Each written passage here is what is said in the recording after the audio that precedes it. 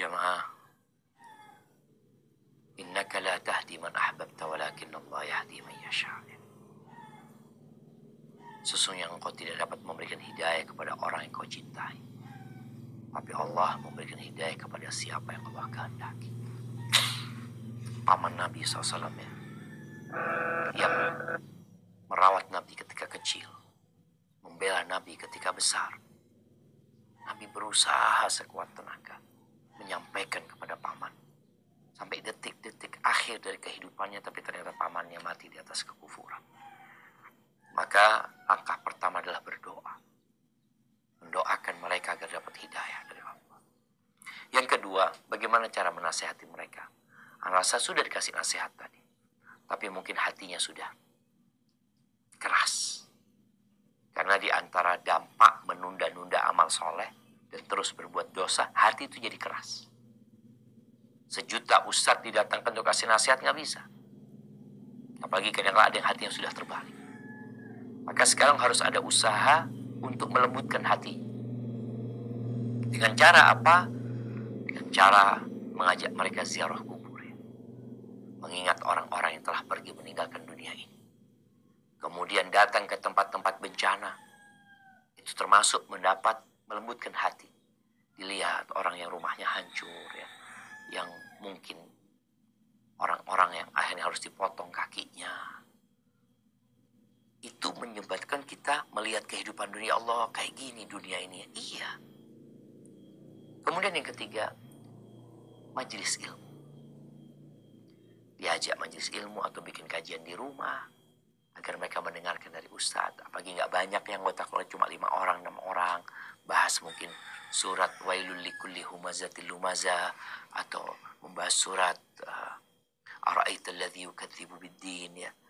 Hal-hal yang setelah hatinya lembut baru dikenalkan lagi nih dengan hukum-hukum tadi, dengan hakikat kehidupan dunia agar mereka mendapatkan hidayah dari Allah SWT. Dan ingat, tugas kita cuma menyampaikan.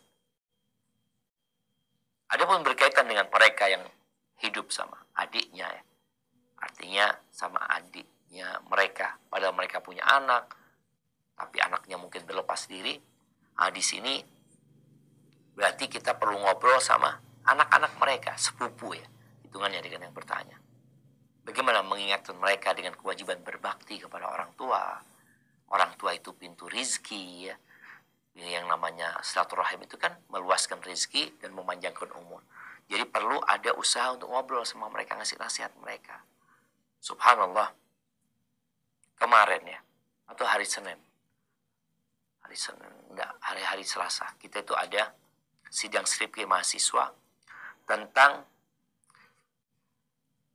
alasan anak meninggalkan kedua orang tua yang di panti jompo di Jember sih. Macam-macam alasannya. Jadi ada alasannya yang kembali kepada anak, ada alasannya kembali kepada orang tua. Di antara alasan yang kembali kepada orang tua, ada orang tua memang dia sibuk cari dunia. Gak peduli sama anaknya, tidak mendidik anaknya, tidak mengajari anaknya. Dia hanya berpikir kirim duit. Sehingga anaknya tidak dapat perhatian dan kasih sayang dari orang tua. Sehingga tatkala orang tuanya butuh kasih sayang mereka, gak dapat. Perhatian mereka, anak-anak gak kasih.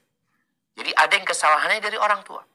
Ada orang tua yang cerita dia dulu kasar sama anaknya, gak peduli sama anaknya, dia tinggalkan anak itu sama ibunya atau sama neneknya, maka anaknya pun kemudian berbuat itu. Ini bukan berarti perbuatan anak benar, ya, enggak.